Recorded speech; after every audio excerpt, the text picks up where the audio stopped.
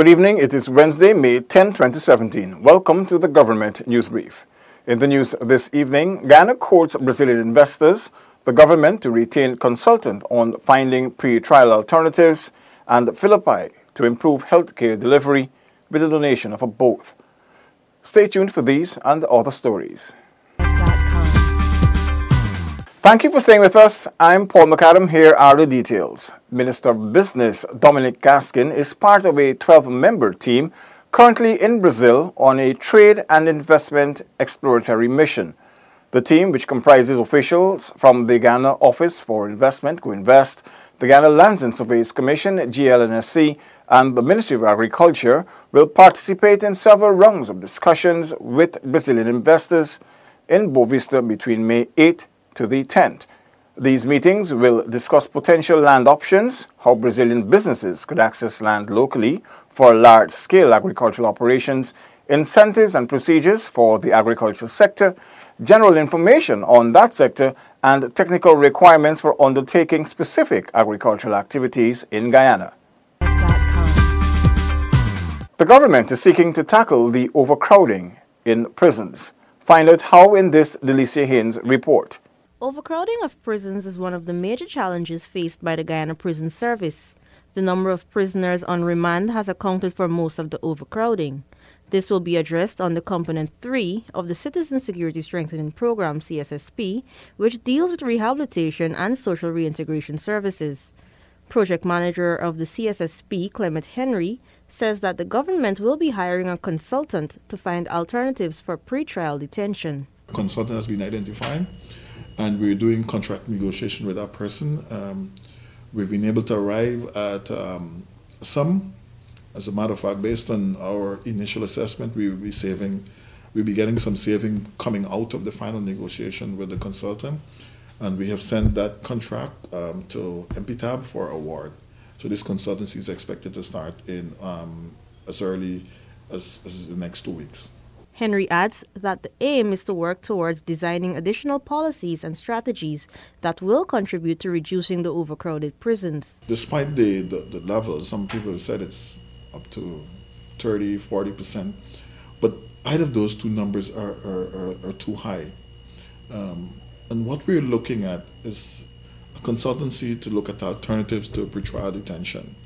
We believe that the results of this consultancy can guide policies and strategies in terms of reducing prison overcrowding and offering us viable alternatives to pretrial detention. In December, US $8 million was approved by the Inter-American Development Bank to help reduce prison overcrowding. The first component of this project seeks to reduce the use of pretrial detention, especially for individuals accused of minor offenses. The second component seeks to increase the use of alternative sentencing by the criminal justice system in Guyana. For the Government News Brief, Delicia Haynes. Enforcement of the National Building Codes is high on the agenda of the new board of the Central and Planning Authority, the CH&PA. Neola Damon has the details. Government is keen on promoting the enforcement of building codes, and the newly appointed board of the CHPA is expected to fulfill this mandate, so says Minister of Communities Ronald Bolkan. The installation of the new CH&PA board, I spoke to this aspect of the one area of responsibility of the CH&PA, which has to do with planning and enforcement of building codes, which has been one of the areas that there's been almost universal violation across our country, and the necessity of the CH&PA in partnership with local councils to be able to bring back enforcement of building codes and building regulations. There is sufficient existing legislation in relation to codes, but what has been lacking or missing is the enforcement, Minister Bolkan explains. The dysfunctionality that existed in relation to local enforcement is a task that we've been grappling with and that will remain with us for a while. There have been individual successes, but not on a scale large enough that we can actually boast of significant success. But I think that there's already, at an attitudinal level, an understanding of persons that they're not allowed to build willy-nilly, that construction can only be on the basis of approved plans by a local council.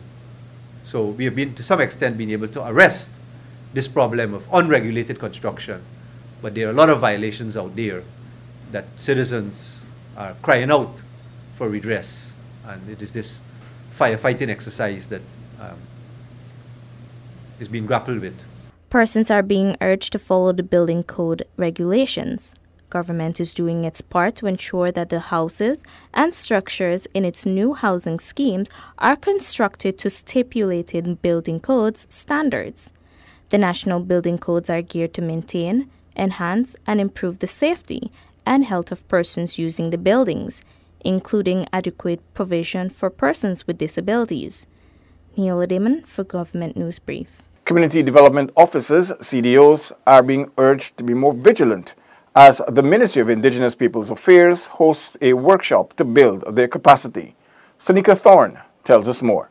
The two-day workshop at the Murray House, Camp Street, Georgetown, is aimed at building the capacity of the community development officers. The exercise intends to update the stakeholders on projects being carried out by the ministry and listening to their concerns.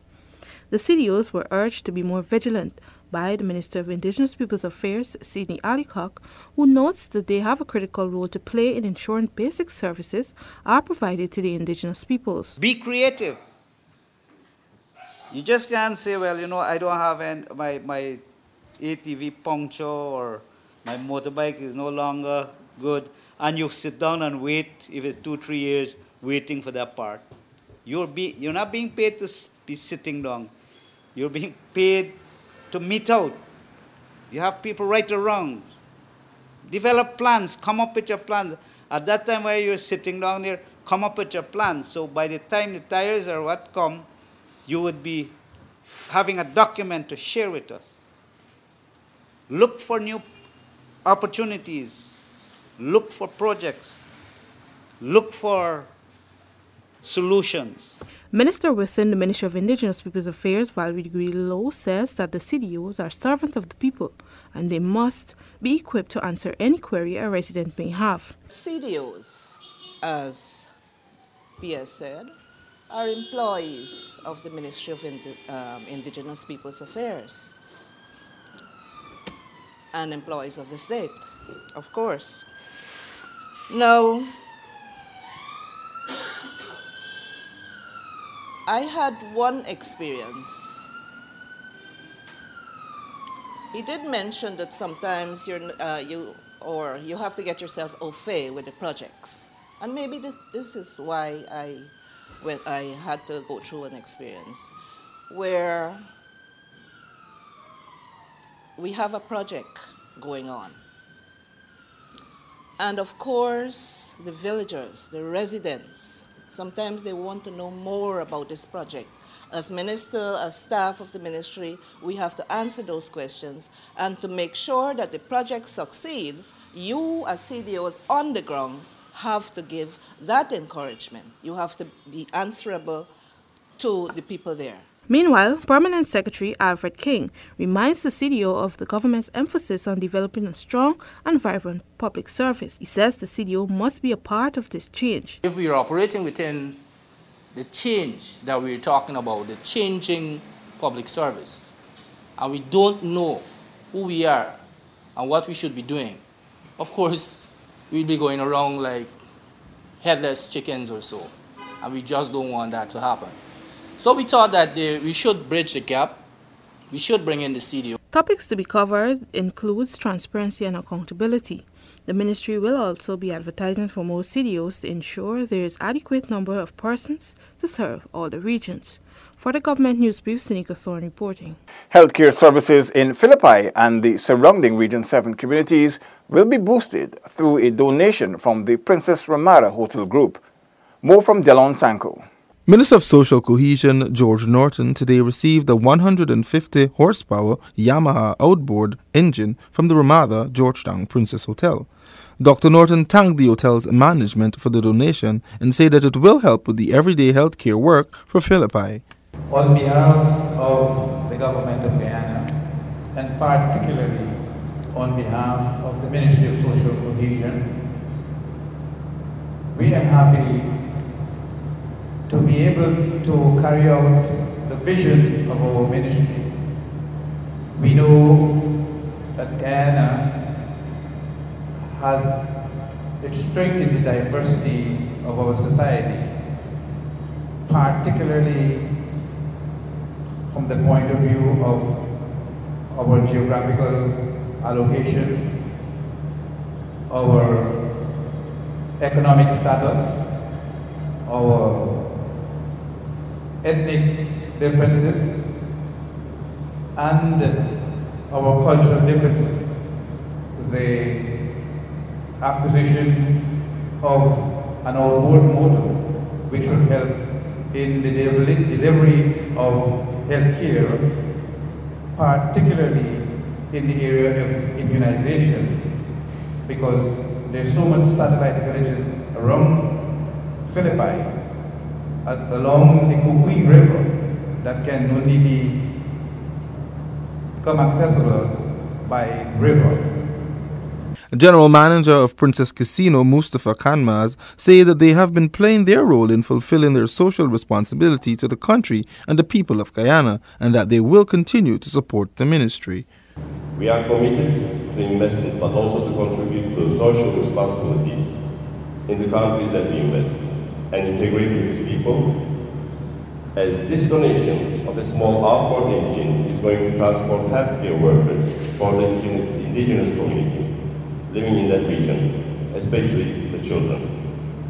By means of this outboard engine, people living in that area will now be able to receive their vaccination and medical care.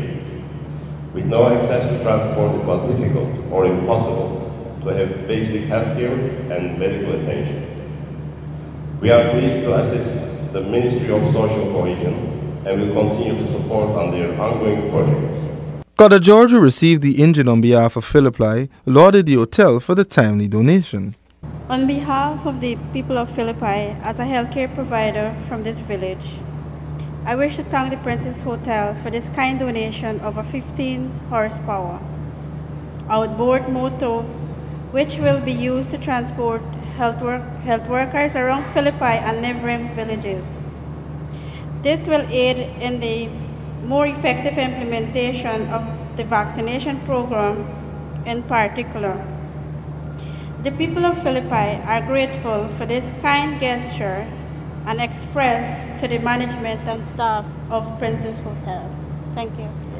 Princess Hotel has been supporting initiatives such as the school tours, the back-to-school program by which children receive school supplies, and the President's 5B initiative.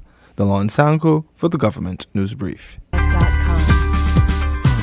We have come to the end of today's edition of the Government News Brief. The details of these and other stories can be found on GINA's website. GINA has an active Facebook page, and we encourage you to visit and like us so you can be informed as the news unfolds. You can also visit our website and YouTube channels. Do join us again tomorrow for another edition of the Government News Brief. I'm Paul McAdam. Thank you for watching and have a wonderful evening.